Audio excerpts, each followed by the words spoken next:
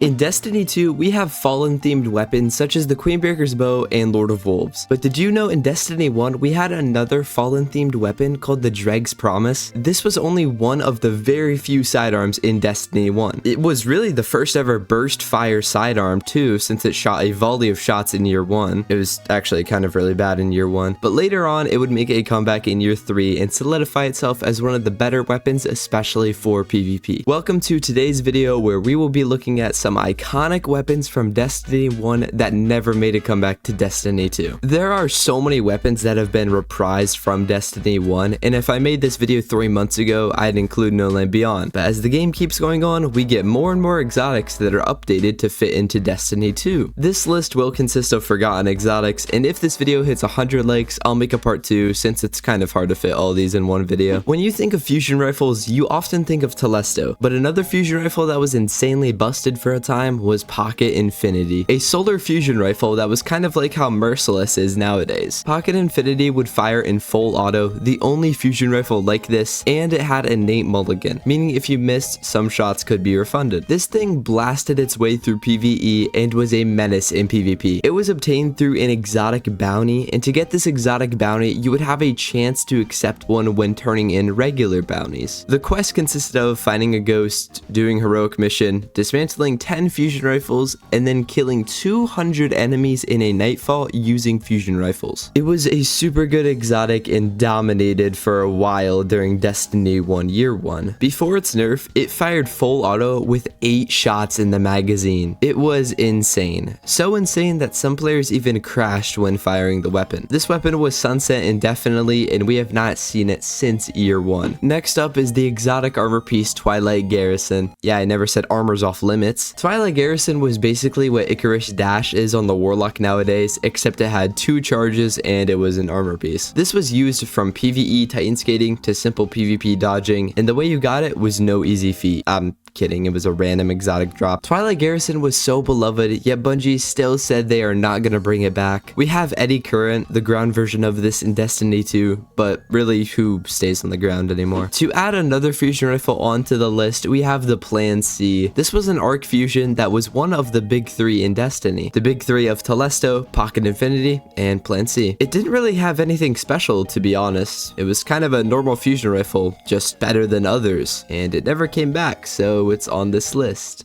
Moving on. So Icebreaker is a very prominent weapon in Destiny, but we often forget about its twin shotgun, the Invective. Invective haunted PvP for a little bit due to its similar trait that regenerated ammo from thin air. Yeah, I'm lying, the shotgun wasn't really too good, but it was different from normal shotguns that we saw in Destiny 1. This was because it fired faster than something like Felwinter's Lie, and well, it regenerated ammo at the rate of a snail crossing the road. It took over a minute, I think literally 90 seconds for one bullet to regenerate. It was super annoying, and Bungie gave this the old sunset for a reason. It was fun to use and had a super satisfying sound. Personally, I never used it, and honestly, I'm kind of glad it's in the vault, but I think it'd be super cool if something like this came to Destiny 2. So these are technically 4 exotics, but I'm grouping them into one category because they are all swords. I'm talking about Dark Drinker, Raise Lighter, Boltcaster, and Young Wolf's Howl. Now, these exotics never came back, but at the same time they kind of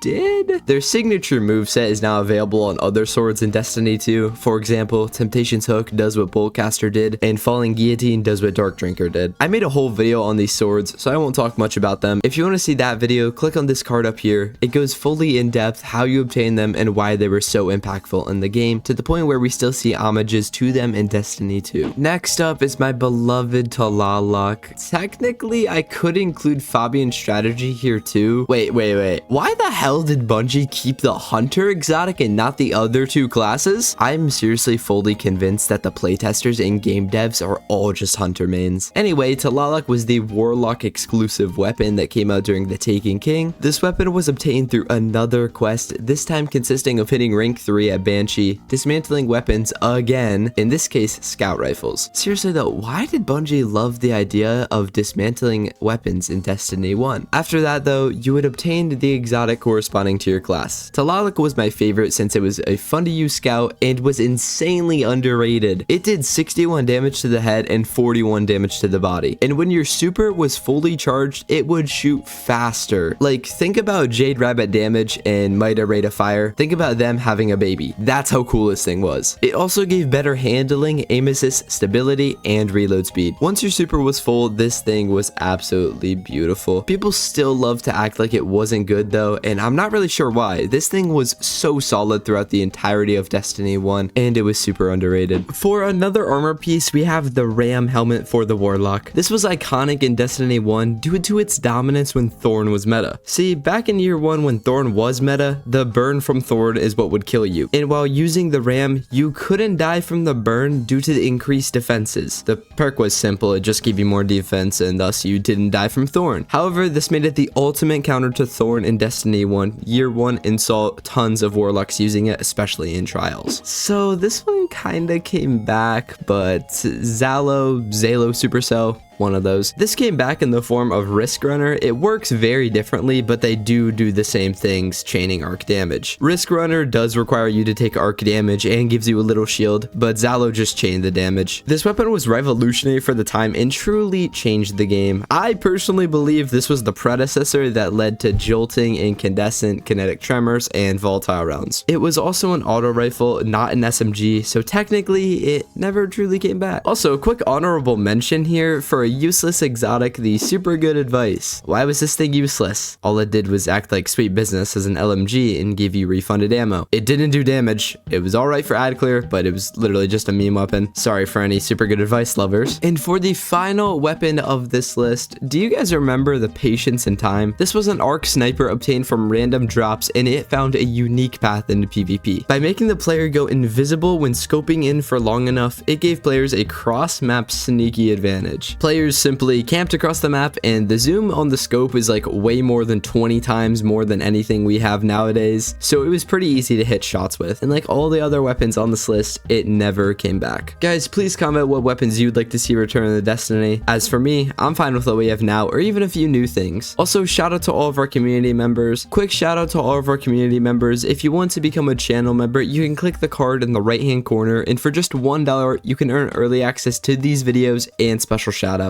So I tried something different with this video and just keeping the weapon descriptions a little bit shorter. As you guys know, in most of my videos I go much more in depth of them, like this video up here. And if you want to see me go in depth about these weapons in part 2 of this video, please let me know in the comments. I'll go into things like the other perks that I don't mention and how to actually acquire every single weapon in a little bit more detail than just saying it's a quest line. Let me know what you guys prefer, and also Dark Souls content on the way soon. Please subscribe for more. I love you guys, and I'll see you in the next one.